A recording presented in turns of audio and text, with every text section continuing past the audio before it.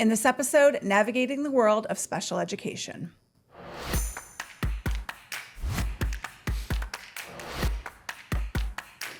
From the Heart of Paradise, I'm Sarah. And I'm Matt. And as always, we have our team in this studio helping to produce the show.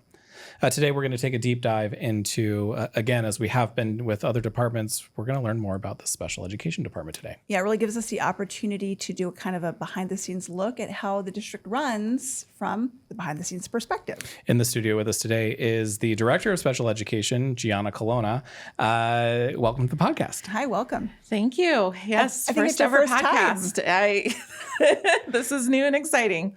Yeah, it's a great opportunity to help inform the community about the different departments in the district, and our special education department is something that we should and are proud of. Absolutely. Before we get into talking about your department specifically, since it's your first time on the podcast, give us a little bit of introduction of who you are and your career background and your span here in PVSchools. Well, boy, my span here, I've got a unique perspective since I started as a student here in kindergarten. So PVSchools is definitely home for me. I did start in the district 20 years ago as a resource teacher at Palomino and became the behavior interventionist there for about 12 years. And then definitely decided it was time to move my career forward and became a principal at Hidden Hills Elementary School. I was there for 5 years and then became the assistant director of special education about 4 years ago. And now I'm here as the director of special education. So I love that. Yeah. That's great. That is a thing that we see often in PV, people who spend a good amount of their work life and their school career here in PV. I suppose you can speak to this better than I. It kind of shows that this is a really great place to be. Yes, it's definitely a culture here for sure. I mean, there's a lot of us that are homegrown and now have our own children going through PVSchools. So definitely it would be hard to leave here. It is home. So, yeah. Well, let's transition into your role as the director. Talk Yes. a little bit about special education. For the viewer who's watching, they might not have a full understanding of what your position is and what the district does with students who are on IEPs. Yeah. Really, our goal is to ensure that all students have the ability to be successful during their educational school day, and that we are setting them up for a lifetime, really, of success in whatever they decide that they want to do and what's something of interest to them. Not all students obviously need the same amount of support. Some students just need an IEP for accommodations, and some need actual services to be provided, whether that is academic services, speech therapy, occupational therapy, and so on. And so really, that is our job, is just to ensure that they're able to access their educational day just like everybody else. And how do we set them up for that? Since it is that support for students, I imagine, we have support staff or special education staff at all of our sites. We do. All of our sites are staffed with special education teachers and instructional assistants. But really, each school specializes in a different program. And so not all programs are the same everywhere. Some schools have programs that specialize in autism. Other programs are for students with maybe a communication disorder. And then we also have our programs that focus on students that need extra support with behavior. So really, we offer a variety of, on the continuum, we say, of services, but it does fluctuate between school to school. But really, our day starts when they first get onto a school bus with our level of support, especially for those that need specialized transport as well. And I would imagine with staff all over the district, you're often looking for staff, right? We are always looking for staff. What is so unique about education, right, and especially when it comes to special education, is that we're really looking for that staff member who's passionate about what they do and are willing to go that extra mile for our students to, again, ensure that they are feeling success throughout the day. And so, yes, instructional assistants, special education teachers are always in need. And then, of course, our transportation department, because really, like I said, they're the ones that say good morning to our students and get them to school safely. And those buses also have instructional assistants on them as well. So we're always looking for support. So I do know that in talking to HR a few weeks ago, I know that if someone's interested in a job, it's okay to reach out to the school or the principal. Absolutely. And people can also go to pvschools.net or what is it? It's jobs.pvschools.net. Yeah. So people can go there if they're interested in working. Is there any specific thing that you want to say to give a shout out to your staff and all the amazing things that they do to help this department run? Oh my goodness, our staff really is amazing. Our special education department in PV Schools is very well known in the state for providing just the optimal service for our students. And if we wouldn't be able to say that or, provide what we do if it wasn't for our staff. And like I said, it's everyone from our instructional assistants to our school psychologists. We have a very large department here in PV, but everyone is on board to support. I can't imagine doing this position anywhere else but PV, just due to the high caliber of staff that we have. They're all equally amazing. Well, we're lucky to have you. We're lucky to have your staff. And again, I know that we're very grateful for all that you do. I mean, it's not an easy undertaking. So again, thank you so much for joining us on your very first podcast recording. Thank you. Thank you for having me. If you would like more information on special education here in PV, visit pvschools.net. And if you're interested in learning about open positions or applying for a job in our special education department, go to jobs.pvschools.net. Matt, I have a very similar background. When I first started teaching, I also taught resource, and then I moved into a self-contained cross-categorical behavior classroom, it was called.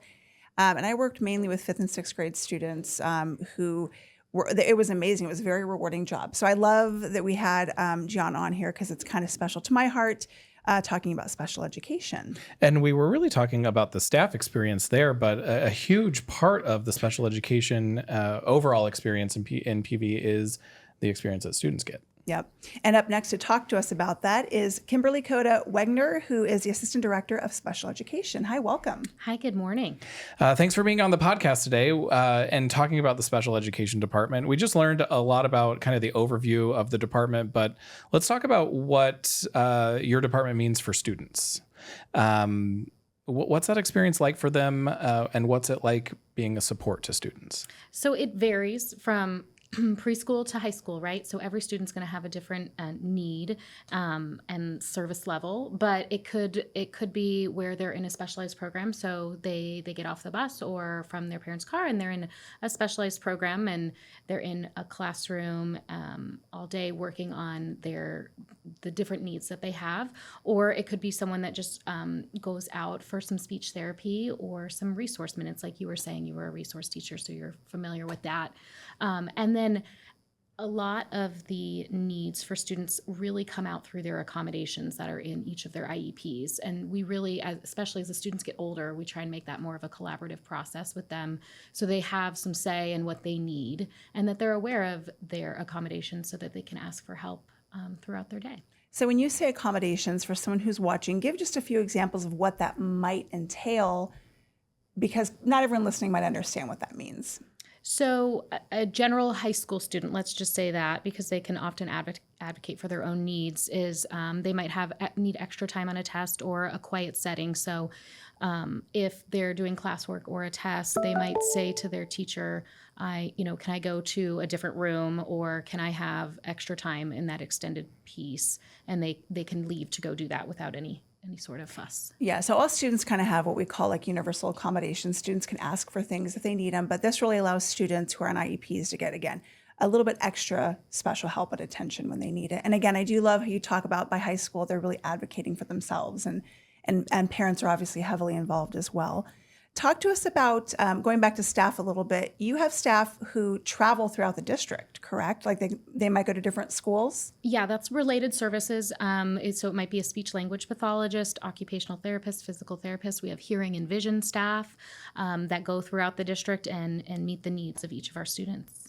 I think that this was the eye-opener for me as I learned more about the special education department, having the opportunity to work in the district, is I don't know that I knew that was all part of the special education department. So it's been eye-opening to see that there are so many supports for students to help them be successful. Yeah, and it's really interesting, even stepping into this role this year, getting to work more with the hearing and vision teachers directly. It's fun to do those observations and seeing, I did an observation with a teacher who with a student who has cochlear implants and hearing aids. So one cochlear implant, one hearing aid, and learning about the parts of the ear and how to read their scans. So for the rest of their life, this is a fourth grader, they're going to be able to advocate for their needs when they're going to the doctor and what they need. So it really takes a village and a team, and we've got some amazing staff working with our students. That kind of lends itself to that one size doesn't necessarily fit all. And then what we say a lot in PV, that we're preparing students for a lifetime of success. That success means a lot of different things for a lot of different students. Yeah, every student, we really work hard, every team at every site, and then our traveling related service providers really work to make sure each student can access their curriculum and their peers and the true learning experience from preschool to high school. Well, thank you so much. Again, PV Schools, we're lucky to have you. Students are lucky to have you. And of course, parents are lucky to have you as well. So thank you for all that you do for our students here in PV. All right. Thank you for having me. Sarah, this month is it's perfectly timed that we're talking about the special education department, because this month is Autism Awareness Month. Yep. So it's April, and it's time to really put a special focus on autistic students, because we want to talk about the unique needs that they may have, the supports that their parents might need, and again, how we can help them here in PV Schools. On the podcast with us today is Erin Smith, a special education coordinator. Thank you very much for coming on the podcast today. Yeah, thank you for having me. So let's talk about Autism Awareness Month and what that means, and what are we hoping our community is aware of? Sure. So Autism Awareness Month has been around for a very long time. And actually, we kind of start saying now Autism Acceptance Month, because we're all pretty much aware that there are autistic students in our schools, right? So it's kind of looking at accepting characteristics of students with autism and understanding their unique needs and their unique strengths and the variety that they bring to our campuses. That's a good distinction. Yeah, it really is. I know we had Kimberly on earlier. We have specialty programs here in the district. Do we have schools that are geared toward working with students with autism? We do. We have quite a few different programs. So they're kind of leveled based upon the supports that the student might need. So we have students who have some significant support needs that are in level 2 programs, and they kind of are working on modified curriculum. They're getting a lot of behavioral supports, a lot of communication supports. And then we have students that are, close to grade level, so they're accessing supports mostly for the way that they learn. And then we have a lot of autistic students that are in general education classrooms as well. And then what is your role specifically in relation to the staff here in PV in working with these students? So I'm in a new role this year as a support coordinator, and I'm kind of helping to facilitate a lot of our specialized programming, which includes a lot of the programming for our students with autism. So I kind of just help support the teachers and the students in terms of what they need for those classrooms so that everyone can be successful. There's a purpose that we're doing Autism Acceptance Month. What are some of the unique needs that these students might have, or some of the challenges that they might face that viewers need to be aware of? Sure. So students with autism have a wide variety of strengths and needs. But what is commonly known is they may struggle with communication. They may have some challenges with social skills. It's kind of just a different perspective on how they view the world. And so their brain works differently, and they need a little bit of support in accessing the typical environment at school. So I know it's not a one size fits all, and this is kind of a question that might be difficult to answer, but what does a day look like in an autism classroom? Sure. It's going to depend on the level of supports that a student needs. But in our classrooms where students have high support needs, they're spending a lot of their time working on communication supports. They are doing direct instruction of some social skills.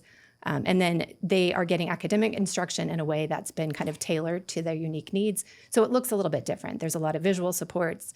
There's a lot of kind of structured activities. So it's very routine to help support their needs. And then we have our students in higher support need classes that don't really need that intense support academically, but they're getting support with the social skills. They're getting support with language aspects. and they're getting support for that executive functioning piece that they might need. Do you guys ever have, and I don't know if this is the right word, but I say cross collaboration? I know a lot of students who have autism also have very high IQs. Yes. And I know we have students here who are also gifted, but who also have autism. Speak to that a little bit about that kind of, again, when I say cross collaboration, it's a very unique scenario for our students to need special education supports, but also being gifted students. Sure. And again, that might look differently depending on the student. You might have a student in a general classroom or even in a gifted classroom that needs some special education supports for addressing some of their needs related to autism. And that might look like accommodations. That might look like they're getting specific interventions for a specific skill area, probably, social skill related or communication related. And then we do have a couple classrooms that are for students who have kind of more intense needs in both gifted and special education that have a unique classroom that they can support. And you mentioned earlier about general education as well. It is important not to have special education kind of off on its own. Integrating it into the community is an important part of it. Talk a little bit more about that. Sure. In a lot of our buildings, they work really, really hard to create a kind of a culture of collaboration and support for students with autism. And so there's a lot of events in the community, especially around Autism Acceptance Month, where they might be doing special things to support those students, themed days, or other ways to kind of get that collaboration. We do also, especially in our secondary classrooms, have things like coffee carts or activities where the students can learn some job skills and some social skills by kind of bringing things into the community. Erin, thank you so much for joining us today. And I should have said at the start, this is also your first time on our podcast. So thank you for doing this. It's quite a big deal. For more information about the many journeys of excellence for our students, but also for people looking for job opportunities, visit PVSchools.net. And that's Sarah. That's going to conclude today's podcast. Definitely a deep dive into the special education department. I got to say, it does make me feel so proud to work in an organization where so many people are dedicated to helping students be successful. Yeah, their department's amazing, and we're really grateful for all that they do here in Paradise. For more information about the many journeys of excellence, visit PVSchools.net. You can also find PV Schools on social media by searching @PV Schools. Make sure to support student success by liking, commenting, and sharing. And as always, support the pod by rating us on Apple and Spotify and sharing new episodes on the social media platform of your choice. Bye. Bye.